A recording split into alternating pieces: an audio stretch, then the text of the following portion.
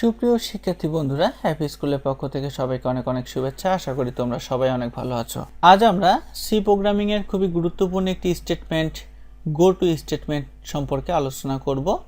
Go to statement মূলত একটি branching statement. তো আমরা গো টু স্টেটমেন্ট কিভাবে কাজ করে সেটা বোঝার জন্য আমরা ডিসপ্লেতে একটি প্রোগ্রাম রেখেছি। খুবই সিম্পল একটা প্রোগ্রাম, যেখানে আমরা দেখতে পাচ্ছি যে সাধারণ একটা প্রোগ্রামের প্রিন্ট এফের মধ্যে আমরা প্রথমে লিখেছি বাংলাদেশ, তারপরে প্রিন্ট এফে লিখেছি ঢাকা, তারপরে রাজবাড়ী এবং তারপরে লিখেছি পাংশা। তো এই প্রোগ্রামটাকে যদি আমি রান করি তাহলে দেখো, তো এখানে বাংলাদেশ, ঢাকা, রাজবাড়ী, পাংশা সবই কিন্তু দেখা যাচ্ছে। তো এখন আমরা এই জায়গাতে যে কাজটা করতে চাচ্ছি সেটা হচ্ছে, আমি প্রথমে যে প্রিন্ট এফের মধ্যে বাংলাদেশ আছে এই বাংলাদেশটাকে ঠিকই দেখব, কিন্তু মাঝখানে ঢাকা এবং রাজবাড়িটাকে বাদ দিয়ে আমি একবারে পাংশাটাকে দেখতে চাচ্ছি। অর্থাৎ মাঝের এই যে দুইটি লাইন, এই দুইটা লাইনকে আমি জাম্প করে আমি একবারে 4 নাম্বার লাইন পাংশাতে যেতে চাচ্ছি। এবং এই জাম্প করার কাজটি কিন্তু মূলত করে গো টু স্টেটমেন্ট। কিন্তু গো টু স্টেটমেন্ট কীভাবে কাজ করে সেটা বোঝার জন্য এবার আমরা একটু চলো প্রোগ্রামটাতে কিছু চেঞ্জ আনি। তো প্রথমেই যেহেতু আমি বাংলাদেশ লেখাটাকে দেখতে চাচ্ছি, বাংলাদেশ তো আমি দেখব, তো বাংলাদেশ লেখার পর আমি এখানে লিখলাম গো টু। এইখানে গো টু দেওয়ার পর আমি এখানে যে কোনো একটা নাম দেবো, আমার ইচ্ছা খুশি মতো আমি একটা নাম দিতে পারি। যেমন আমি নাম দিলাম রয়, গো টু রয়, এবং এখানে একটা সেমিকলন দিয়ে দিলাম আমি। এখন এই গো টু রয় যখন আমি দিব তখন এই প্রোগ্রাম এই গো টু স্টেটমেন্টটা মূলত খুঁজবে যে রয় লেখাটা কোথায় আছে। তো আমি মূলত কি করতে চাচ্ছি, বাংলাদেশের পরে ঢাকা রাজবাড়িকে বাদ দিয়ে একবারে পাংশাকে দেখতে চাচ্ছি। তাই পাংশার এই প্রিন্টের আগে এই যে রয় শব্দটি আছে, রয় শব্দটি আমি এখানে একটু বসিয়ে দেব, ROY, এবং এখানে অবশ্যই আমি একটা কোলন দেব। এটা যদি করি, অর্থাৎ বিষয়টা খুব সিম্পলভাবে দেখো, আমি এখানে গো টু রয় দিলাম এবং এই গো টু রয় দিয়ে এখানে একটা নাম আমাকে অবশ্যই মেনশন করতে হবে। এখানে রয় দেওয়া যায়, এ দেওয়া যায়, আবার অনেকে প্রোগ্রামাররা এখানে লেবেল লেখে, গো টু স্টেটমেন্টের ক্ষেত্রে লেবেলও লেখা যায়। তবে এখানে বাধ্যবাধকতা বলে কিছু নেই, তুমি যে কোনো গো টুর পরে যে কোনো একটা তুমি নাম দিতে পারো। তো দেখো এই প্রোগ্রামটা এখন যদি আমি রান করি তাহলে দেখো আমি বাংলাদেশের পরে কিন্তু পাংশা দেখতে পাচ্ছি, কিন্তু ঢাকা এবং রাজবাড়ী এটাকে কিন্তু আমি দেখতে পাচ্ছি না।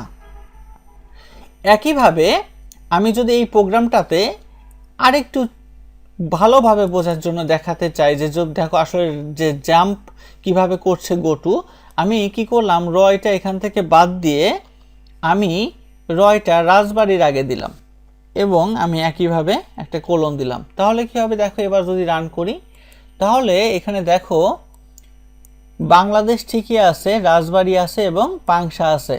তাহলে ঢাকাটাকে কিন্তু সে তখন শো করতেছে না। তার মানে গো টু স্টেটমেন্টের কাজটা হচ্ছে যে আমি জাম্প করে ঠিক যে লাইনে যাব সেই লাইন থেকে শুরু করে তারপরের লাইনে যা যা আছে সব কিছুই কিন্তু আমাদের গো টু স্টেটমেন্ট শো করবে।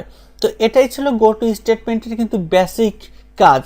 কিন্তু গো টু স্টেটমেন্টটাকে আমরা যদি আরেকটু ভালোভাবে বুঝতে চাই, বা আমাদের সাধারণ লাইফের যে প্রোগ্রামগুলো আছে সেই প্রোগ্রামগুলোতে আমরা গো টু কীভাবে ব্যবহার করতে পারি সেগুলো যদি দেখতে চাই তাহলে আমরা আরেকটি প্রোগ্রাম দেখব।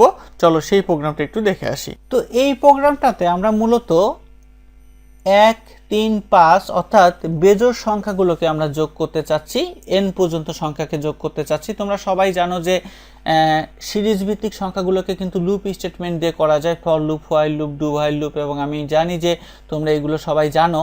কিন্তু আমরা চাইলে এই সিরিজ ভিত্তিক সংখ্যাগুলোর যোগফলও কিন্তু গো টু স্টেটমেন্ট দিয়ে করতে পারি। কিভাবে করতে পারি চলো একটু দেখে নিই।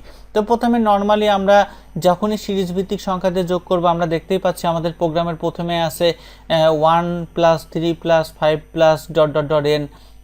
তো আমরা এখানে কি করলাম, ইন্ট, যেহেতু সর্বশেষ নাম্বারটা n পর্যন্ত একটা নাম্বার আমরা নিব, তাই n কে ডিক্লেয়ার করলাম এবং এখানে আমরা i নিলাম, সাম 0 ধরলাম। এবং আমাদের তো দেখতে হবে যে আমরা কত সংখ্যক সংখ্যাকে যোগ করতে চাচ্ছি, এই কারণে আমরা printer the last value scanf %d address of n করলাম।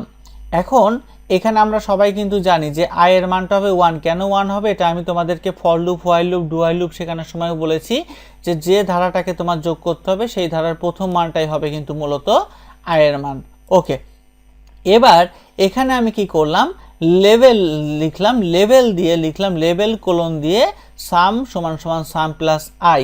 এই লেভেলটাই কিন্তু আমাদের গো টু স্টেটমেন্টের ব্যবহার করার ক্ষেত্রে, যে আমি আগের প্রোগ্রামটাতে বলেছিলাম যে গো টু স্টেটমেন্ট যখনই ব্যবহার করতে হবে তখনই আমাদের একটা নাম ব্যবহার করতে হবে। আমি এখানে লেভেল ব্যবহার করলাম, লেভেলের পরিবর্তে তুমি যে কোনো নাম ব্যবহার করতে পারতে, সেই ক্ষেত্রে সাম is equal to some plus I বসায় দিলাম।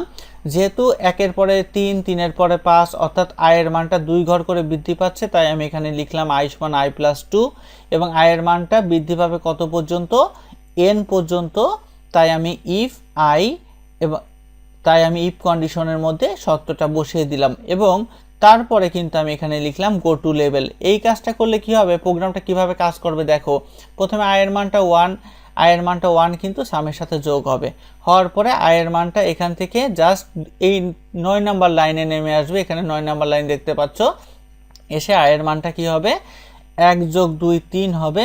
আমি ধরলাম n এর মানটা 10, আমি 10 পর্যন্ত মান দেখতে চাচ্ছি এবং তারপরে কি হবে, প্রোগ্রামটা ইফ কন্ডিশনের মধ্যে এসে চেক করবে যে 3টা কি 10-এর চেয়ে ছোট কিনা। যদি ছোট হয় তখন গো টু লেভেল হয়ে যাবে। গো টু লেভেল মানে কি, অর্থাৎ এই i এর মানটা লেভেল যেখানে আছে, লেভেল শব্দটা যেখানে আছে সেখানে আবার চলে যাবে। তাহলে লেভেলটা আছে কোথায়, সামের পাশে 8 নাম্বার লাইনে। সুতরাং 8 নাম্বার লাইনে লেভেলের এখানে চলে যাবে এবং i এর মানটা 3 কিন্তু এখানে যোগ হবে। এরপরে i এর মানটা আবার এখানে এসে পাস হবে। পাসও যদি 10-এর চেয়ে ছোট হয় বা n-এর চেয়ে ছোট হয় তখন আবার সেটা গো টু লেভেলে যাবে। এভাবে পর্যায়ক্রমে চলতে থাকবে যতক্ষণ না পর্যন্ত i এর মানটা n-এর চেয়ে ছোট অথবা সমান হয়।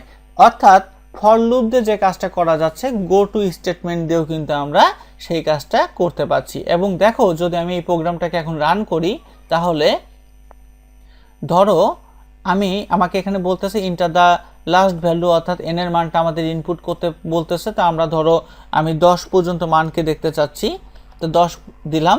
দিলে পরে দেখো আমাকে এখানে বলে দিচ্ছে দি সাম ইজ 25।